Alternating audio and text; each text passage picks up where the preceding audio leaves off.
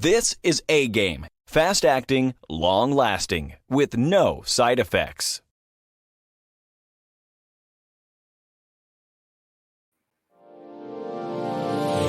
Hey all my Crimsonites, and welcome to the Crimson Cure channel, where we embrace our femininity, increase our womanly values, and celebrate our brothers. So join me on our feminine journey to learn, heal, and grow.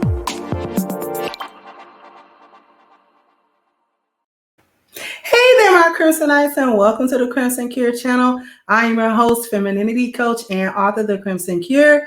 And this is my perspective. So what are we talking about today? This is why Black women seem to only be able to attract dusty Black men. Now you'll hear all over social media, YouTube, Twitter, TikTok, wherever, about how Black men are dusty, how they don't do nothing. She don't want to build them. All they want to do is lay around. All they want to do, they don't work. They unproductive. They this, they're that. But why are so many Black women having this so-called experience? If they are to be believed, then we would think that the majority of Black men are this way. But the question has to be asked, well, why are you attracting dusty Black men, sis? The first thing should be obvious, okay? Your femininity is all out of whack. Femininity is used for many purposes. And one of those purposes, if you have your femininity intact, then one of those purposes is to be able to use it to discern the masculinity and the quality of the men that you want to get into relationships with. You're using your femininity as a gauge, as a monitor, almost as a measuring stick to see the masculinity in a man as to how he's going to respond to your femininity. Does he have the proper masculine responses to your femininity? But if your femininity is off track, bookie boo, then you're not going to be able to discern nothing, boo-boo kitty. Your femininity way in left field somewhere. You are halfway man. Your dang on self. You masculine in your mindset. Even if you're not masculine in your body or the way you dress or things of that nature, your outward appearance. You're masculine in the way that you approach men. You're masculine in the way that you approach relationships and view yourself and him respectively in relationships from the get-go. So you don't really even know what proper masculinity even look like. The only thing that you want to know about or that you care to know about is provision and protection. And even that's skewed, you know what I'm saying, the other way, because for provision, you think all that is money. When the reality is provision is more than money. If we take a real quick look at a man's 4 P's, his provision isn't just his money. It's his masculine light. Okay? It says he produces masculine light, giving him the ability to look ahead and or prepare in advance. That's his foresight. He generates stability in the form of ideas, supplies, food, finances, clothing, housing, etc. So yes, finances was a part of that definition, but it was only a part of that definition. It was not give me money. And the only thing you think about in provision is whether or not he can give you more money or give you some superstar lifestyle that you either were unable to do on your own, or you feel like he needs to be able to do it because you quote unquote deserve it. And the only other thing that you recognize in masculinity is his protection, but not even real protection. You only recognize it as a attack dog. He got a sick 'em boy whenever somebody do something to you that you don't like, or say something you don't like, or behave in a way that you don't like, or that you feel like offends your honor, quote unquote, even though most of y'all don't really have no honor. You want him to sick him, get him. You know what I'm saying? You want him to go throw his life away at a moment's notice because you said so, because Stone Cold said so. You see what I'm saying? But the real definition of protection is it includes shielding from harm by confronting danger, but also in the form of the very structure he creates or provides that covers in his physical absence or in a hostile environment. This includes rules and, guidelines that he sets. So as I've said plenty of times on this channel, a man's protection isn't just him striking off, into whatever situation that you got going or that you found yourself in, and he got to potentially give his life, or he got to get into dangerous situations trying to protect, quote unquote, you, either physically or just your feelings. He got to protect your feelings, but his protection comes in the form of prevention. And how he prevents is that he uses system, order, and structure. So he actually gives you guidelines and he gives you things to go by. This is why submission is important. See, y'all still arguing about whether or not you should engage part of your female nature and in submission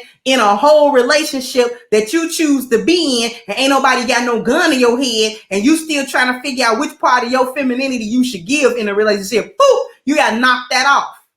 Submission is important because it ties into protection. If he can't trust that you're doing what he has asked of you to do for your benefit, for your protection, then he can't guarantee your protection.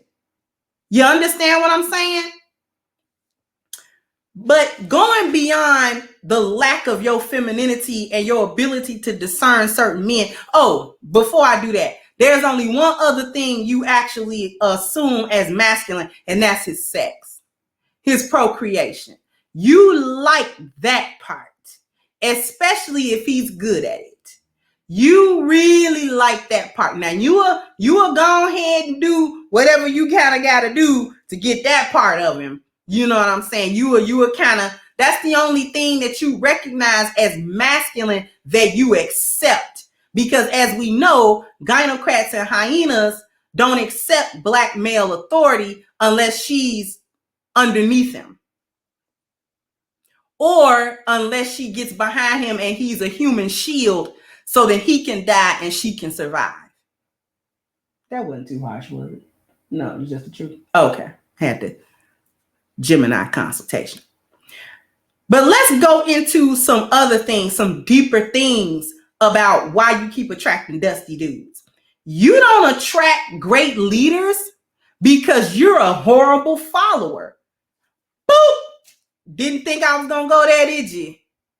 Didn't think I was going to go there, did you? You're a horrible follower. See, you don't follow proper leadership because you call yourself ain't got to do what no man say, and you get indignant about it because it's a dude that's telling it to you, and then you automatically get offended because he's not begging you, or he's not asking you, or he's not, kissing your butt in order to tell you that, listen, this is what needs to be done. See, you talk about wanting a good leader, but that doesn't mean much if his followers are trash. So even if you met that man that is an excellent leader, has excellent system, order, and structure, you're a horrible follower. And then you get intimidated by that dude, and you dress that intimidation up with arguments, chaos, being obstinate, and being non-submissive.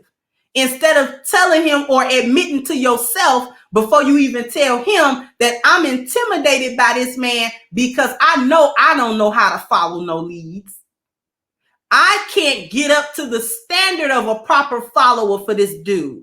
So I'm intimidated by him. And instead of being honest about that, what I'm going to do is I'm going to act out in this relationship in order to push him away. And then if I act out and he drops me, then I get to say and po mouth and, cry and count about how he left me. And he wasn't the man that I thought he was. Whatever. Boop, knock it off. He was the man you thought he was. He was everything and more. It's just that you were who you thought you were as well. And that was a horrible follower. If we take a look, y'all remember this chart? The 5 different kinds of followers. See, you think you're being a jellyback if you're an exemplary follower. An exemplary follower is an effective follower. This is a woman who uses all of her skills to help support her man. She shares his vision. She supports him. She participates actively in the relationship in a positive manner. Most of y'all are the opposite, the one in red, the alienated follower. You're cynical. You with him, but you don't trust none of his leadership. You work against him. You undermine him at every point in turn. You don't trust this guy. You don't even want to be under the leadership of this guy. You're a horrible follower, and you don't like following. The reason why you're a horrible follower is because good leaders hold their followers accountable. Now, ultimately, he depends on his own leadership to guide you in the right way. So if you start messing up, the first thing that he's going to do is check his leadership. Am I leading properly? Because there's a reason why my follower is not following very well. But after he checks his leadership and finds that there's nothing wrong with it, now he's about to hold you accountable for being a bad follower. And this is why you're bad followers, because you don't like the responsibility and the accountability of being a follower. See, y'all don't even understand what being a follower really is. It's not, do what you say. Yes, sir. Yes, sir. That's what you think, because that's what you do with Zaddy. We're not talking about the plantation right now, if you could keep up. We're talking about Black men and their leadership. And you being a good follower isn't you talking about, yes, sir, yes, sir, yes, sir. That's not good following. Okay? Good following is you having your head on straight and being able to see his vision and then help him. You're a helpmeet. You help him meet the goal of his vision. He has a mission and you are submitting to that mission. Now, how many times we got to tell y'all gynocrats, this is what it is. In that way, you become an asset to this man. And you don't mind things like accountability for if you do something wrong, because you take that as an opportunity to correct and do better next time. You take that as opportunities to improve, which brings me to the next thing. You don't improve or evolve over time. So if you keep doing the same thing, you're going to keep getting the same result. Most of y'all keep that same energy from when you was in high school to all the way you my age, and I'm in my 40s. Okay? Y'all keep that same energy. You don't utilize the things that you've gone through, the things you've seen, the things, you know what I'm saying, you don't utilize them things in order to better yourself, in order to self-improve. Because your idea of self-improvement is going to school and getting some money. That's not self-improvement. Because self-improvement involves your internal improvement. When we take a look at internal values, spiritual health, family, appearance, dwelling, those are your internal values. And in order to self-improve, you have to improve one or more or all five of those internal values in order to achieve true self-improvement. But most of y'all ignore all of that. You ignore your health, because I'm body positive and I feel comfortable with my skin. So you're 9,000 pounds. So you don't think there's nothing wrong with that. And spiritually, you're bankrupt. You know what I'm saying? You do anything. You're a depraved individual. The reality is you will kind of do anything to anybody or with anybody.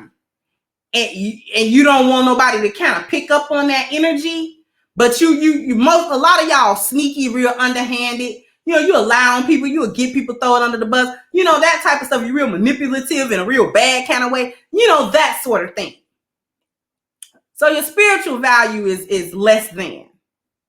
And then finally, you keep attracting dusty dudes because you keep wanting to be in control of the relationship. And there is no man worth the salt going bread that's going to let you run him in that relationship unless he's quote unquote dusty. This is a man that lacks structure. He's the dude with a bunch of chaos going on in his life. He's the dude that doesn't really have a good system, order, and structure. These are the only kinds of dudes that's going to let you run him in this relationship. A better quality of man would never stand for that. This is why you keep on finding dusties, because you're dusty. And like attracts like. Right? Right. So sound off in the comment section. Let me know what you think. Like, share, subscribe to the channel if you have not. Once again, I'm your host, The Crimson Cure, and this was my perspective. Bye-bye, Crimsonites. Hey guys, please like, share, and subscribe to the channel and hit the notification bell. And if you've got more to say on the topic, leave a comment down below. Also, don't forget to support our sponsor who so graciously supports this channel by clicking the description box and the link for A-Game at agameherbal.com. You can go ahead and get a 10% discount off of your next purchase using the code Kendra10. This has been yet another Crimson Cure production, and I'll catch you guys on the next one.